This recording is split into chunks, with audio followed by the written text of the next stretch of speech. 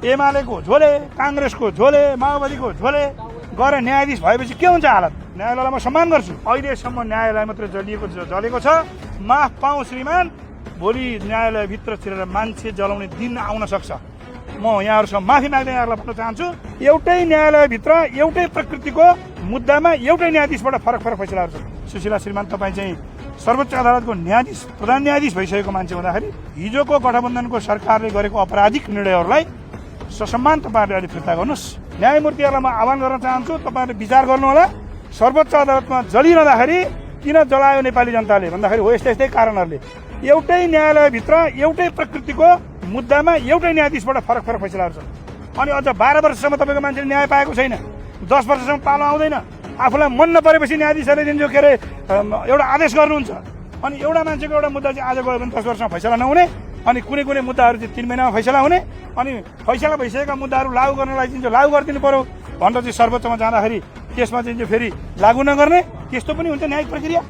हाम्रो प्रब्लम कहाँ भयो साथी हो भन्नुहुन्छ भने तपाईँलाई मलाई भन्न मन थिएन किन धेरै न्यायालयतिर टच गर्नु भनेर। मैले चाहिँ अहिले भएका न्यायाधीशहरूप्रति कुनै क्वेसन गरेँ होइन, उहाँहरूलाई म सम्मान गर्छु, न्यायालयलाई म सम्मान गर्छु।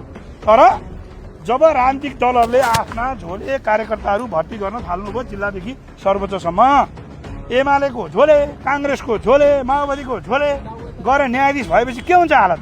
आज कन्ट्रीले दुःख पायो। कमसेकम राज्य सत्ताले दमन गरिरहँदाखेरि न्यायालयले त्यसलाई छुट दिनुपर्छ। जस्तो दुर्गाप्रसाद केस हामीले स्वागत गर्छौँ, सर्वोच्चले गरेको राम्रो निर्णय यसपालि होइन।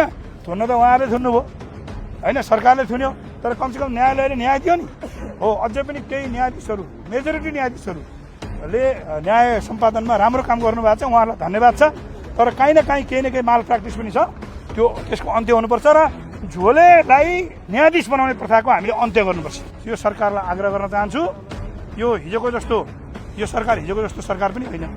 पिपुल्सको म्यान्डेट लिएर आएको, पब्लिकको मतलब सडकको सेन्टिमेन्टबाट आएको सरकार हुँदाखेरि सुशीला श्रीमान, तपाईँ चाहिँ सर्वोच्च अदालतको न्यायाधीश, प्रधान न्यायाधीश भइसकेको मान्छे हुँदाखेरि अझ तपाईँको परिवारको हामीले हिस्ट्री हेऱ्यौँ भने त तपाईँको श्रीमान नेपाली काङ्ग्रेसको अथवा डेमोक्रेसीको निम्ति, लोकतन्त्रको निम्ति आफ्नो जीवन नै आहुति दिनको निम्ति तयार भएको एउटा योद्धा भएको हुँदाखेरि म यहाँलाई विनम्रतापूर्वक आग्रह गर्न चाहन्छु, हिजोको गठबन्धनको सरकारले गरेको अपराधिक निर्णयहरूलाई ससम्मान तपाईँहरूले अहिले फिर्ता गर्नुहोस्।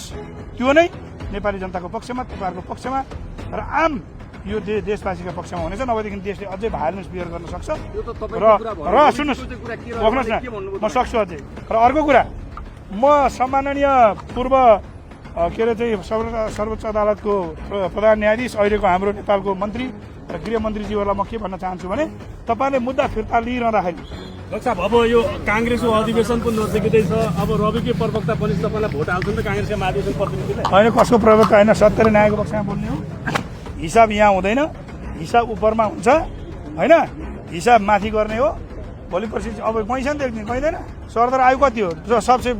सबभन्दा बढी नेपाली हामी बाँच्यौँ भने सरदरमा 80 करोड लाग्यो, 73 वर्ष छ अहिले होइन। अब बढेर गयो भने अर्को 10 बढ्ला 83 होला। सरदर त यति प्रकार साथीभाइ हामी भेटै हुँदैन त्यस पछाडि, के होइन 100 वर्ष गइएला। अनि हिसाब कहाँ राख्ने तपाईँ हामीले भने माथि राख्ने। कसले के भन्छ भन्ने सेकेन्डरी कुरा हो। न्याय अन्याय माथि छ होइन, यहाँ हामीले बोलेका कुरा को न्याय र त्यसमा पनि न्याय हो कि होइन, अन्याय हो कि होइन, के हो, राम्रो हो कि खराब हो भन्ने कुराको निर्णय उपरवालाले माथि गर्नुहुन्छ। त्यस कारणले आज रवि लामिछानेलाई यो जेलभित्र राखेर नेपालभित्र सम्पन्न गर्न खोजिराखिएको जुन चुनाव छ, त्यो चुनाव नै गैर लोकतान्त्रिक हुन्छ।